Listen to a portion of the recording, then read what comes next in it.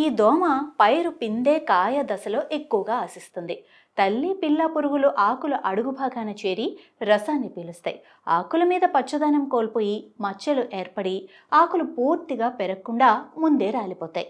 పురుగు సోకిన మొక్కలు గిడసబారి పూలు మొగ్గలు కాయలు రాలి కాయలు తయారు కాకుండానే విచ్చుకొని దూది నాణ్యత తగ్గిపోతుంది. ఈ పురుగులు తేనె వంటి జిగట పదార్థాన్ని విసర్జించి దూదిని కలుషితం చేస్తాయి. ఎక్కువగా అక్టోబర్ నుంచి ఫిబ్రవరి మాసం వరకు పత్తిని ఆశిస్తాయి.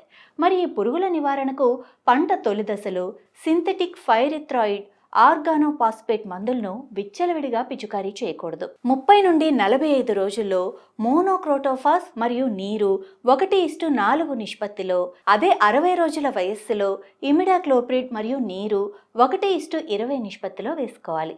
మోనోక్రోటోఫాస్ 1.6 మిల్లీలీటర్లు లేదా ఫిప్రోనిల్ 2 మిల్లీలీటర్లు లేదా ఎసిఫేట్ 75 SP 1.5 గ్రాములు లీటర్ నీటికి కలిపి పిచికారీ చేయాలి. కెమికల్స్ వాడకుండా నేచురల్గా అయితే లీటర్ నీటికి 5% వేపగింజల కషాయం లేదా వేప నూనె 5 మిల్లీలీటర్లు కలిపి కూడా వాడుకోవచ్చు.